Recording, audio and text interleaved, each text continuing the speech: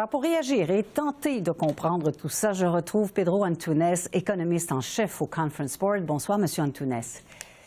Bonsoir. Alors, comment vous réagissez et qu'est-ce que vous comprenez en ce moment sur ce qui a été annoncé cet après-midi? Écoutez, on a été épargné là, sur ce qu'on craignait le plus, que ce serait des tarifs qui rentraient en vigueur demain sur essentiellement tous nos biens et services, en fait tous les biens qu'on exporte vers les États-Unis. Donc on a été épargné là-dessus, mais il faut pas oublier qu'on a certainement des tarifs qui sont déjà en effet sur l'aluminium et le métal, qui affectent beaucoup d'industries dans la province de Québec et partout au Canada, et aussi les tarifs qui rentrent en vigueur ce soir ou demain sur les automobiles, la valeur ajoutée non américaine des exportations automobiles vers les États-Unis. Donc, il faut décortiquer comment cela va s'appliquer. Mais c'est sûr que, bon, on a été épargné d'un côté, mais on a encore des tarifs et c'est un problème avec notre commerce international, avec notre partenaire le plus important. C'est sûr aussi que cette incertitude continue.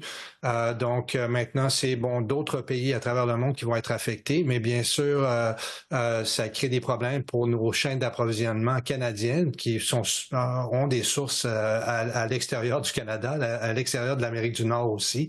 Donc ça cause problème là-dessus. C'est sûr que on va avoir une situation où l'économie mondiale va réagir et ce n'est pas des bonnes nouvelles pour le Canada. Déjà, chez nous, la confiance des consommateurs et des investisseurs est à son plus bas, à des niveaux de récession. Et donc, c'est très inquiétant tout ce qui émène des États-Unis sur l'économie canadienne dans son ensemble. Et d'autant plus, et le premier ministre Carney le disait il y a un instant, que évidemment, ça va frapper les Américains de plein fouet aussi, tout ça, parce qu'ils auront, à partir du moment où ça va s'appliquer, vraisemblablement maintenant, à payer davantage pour à peu près tous les biens qui seront importés. Donc, si les Américains, si les États-Unis ont des problèmes économiques, des problèmes financiers, ça va nous toucher aussi forcément. Oui, absolument. Donc, c'est l'économie mondiale qui va en souffrir. Il ne faut pas oublier que les États-Unis sont à peu près 25% de l'économie mondiale. Les consommateurs américains en comptent pour à peu près 15%, imaginez. Et donc, c'est sûr que les États-Unis, avec ces tarifs, ont un impact, bien sûr, sur leurs partenaires de commerce, mais on va avoir des mesures qui vont être mises en place par ces pays-là, les pays du G7, l'Europe, la Chine, le Japon, imaginez, et tout ça va créer une guerre de commerce qui va être dévastatrice pour l'économie mondiale, mais l'économie américaine à l'instant même, on va voir de l'inflation dès du lendemain que ces tarifs sont appliqués. Et le président, vous savez, une récession, ce n'est pas bon pour les consommateurs.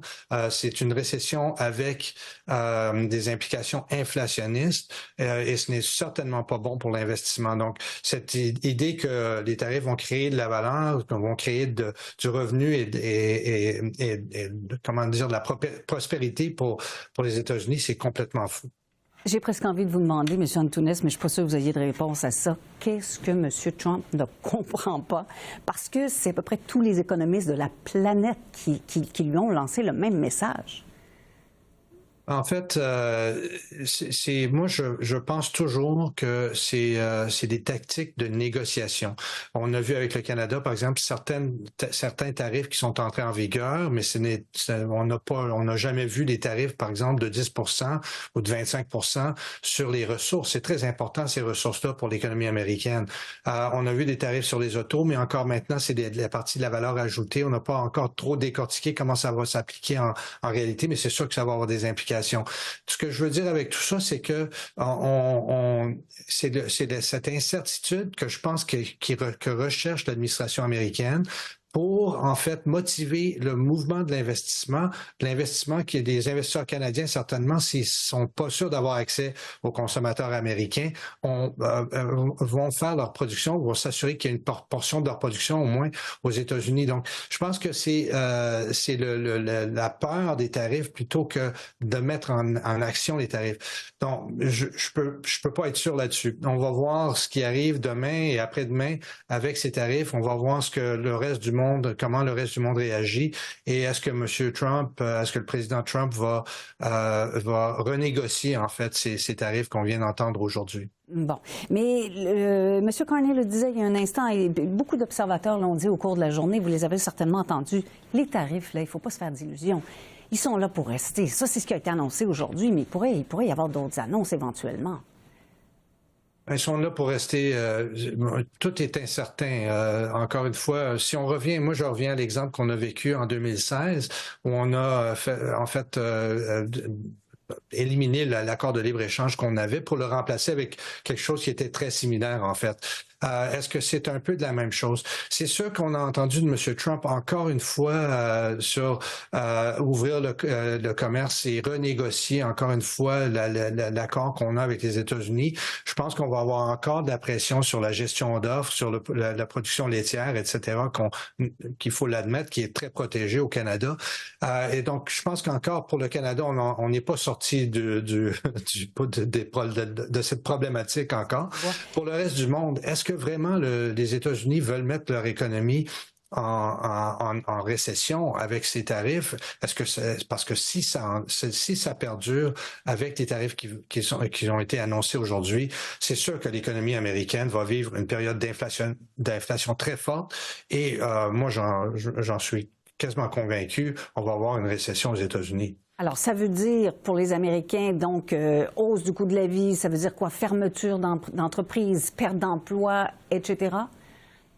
Ouais, exactement. En fait, en fait, sur le premier plan ici, c'est une inflation très forte là, qui va être générée avec ces tarifs. Déjà, il y a des tarifs qui sont appliqués sur la Chine, sur le Canada. Ces tarifs vont avoir des impacts inflationnistes et non déflationnistes sur l'économie américaine. Donc ça a un impact direct sur le pouvoir d'achat. Et l'économie américaine, là, elle vit du consommateur.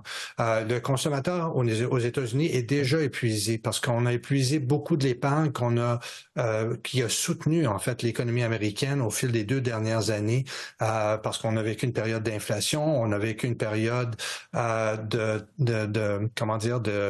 de taux d'intérêt très élevés, mais l'économie américaine a continué à être très résiliente sur cette période-là. On l'a oublié, hein? Il semble, cette période qui était sous l'administration du président Biden. Et maintenant... Ça semble bien loin. Oui, ça semble bien loin. Et l'économie américaine ne peut pas survivre à une autre période inflationniste, ce qui serait amené par ces tarifs. Est-ce que vous vous attendez à quoi à l'ouverture des bourses demain, à l'ouverture des marchés? Très intéressant parce que je pense que les bourses, en fait, il faut pas oublier que le Canada et le Mexique sont très importants comme partenaires de commerce pour les États-Unis, donc au moins on s'en sort là-dessus.